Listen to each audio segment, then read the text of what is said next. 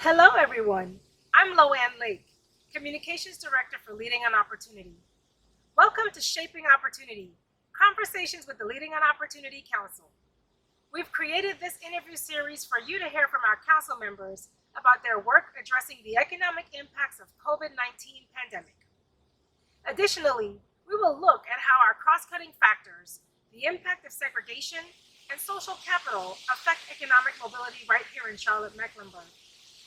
Today, I will interview Councilmember Miriam Espaillat, Director of Community Engagement at Raydal Hospitality, owner of the Sabor restaurant chain. We'll speak about the importance of addressing the mental health and wellness needs of employees during COVID-19. Let's tune in. So, hi, Miriam. How are you today? I'm doing well, Loanne. How are you? Good. It's such a pleasure to have you on. And we have a few things to cover, so I'm going to jump right in. I know you've been busy attending to the needs of your employees at Raydal Hospitality during the COVID pandemic. Can you share a little bit about what has been a key issue for you, and a little bit about your background so our viewers will understand why it's important? Yeah.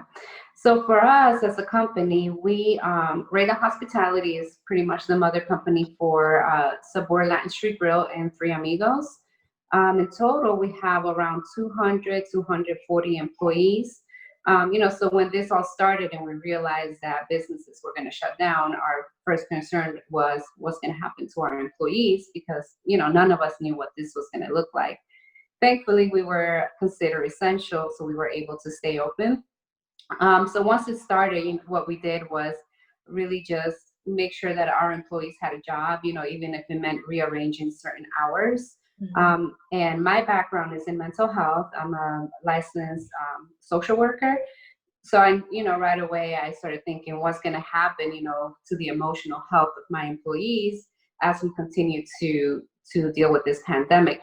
Professionals have been saying that mental health is a big concern during this time. And something I've been doing is making myself available with my employees, my managers, and all employees just to have virtual conversations about different mental health topics, just to provide extra resources for them. Well, that's really wonderful. And I will touch on that in a little bit later just to see how we can help other employers address this in their own businesses. COVID obviously has shone a light on various barriers to care and resources and services that communities of color often face, and reshaping these systems has been an integral part of our work at Leading on Opportunity. So, are you able to describe how the current barriers we're seeing with COVID are impacting economically, or have you seen anything particularly with your staff or just in the community in general? What I have observed the most is part of my role with the company is doing second chance employment or working with agencies that like NC Works or agencies that work with the homeless population or refugees, and helping them get a job. Sometimes individuals who come through these agencies already come with different barriers, whether it is some type of background that prevents them from getting a job, or emotional instability, or just coming from another country, already dealing with trauma back at home.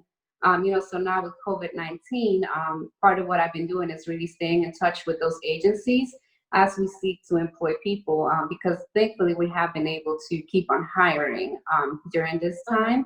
And when I work with these agencies, the ones that are refugees, we're talking about people who are immigrants or coming from different countries. But with NC Works, I have noticed, that a lot of the people needing a second chance are people of color, whether they're Black or brown.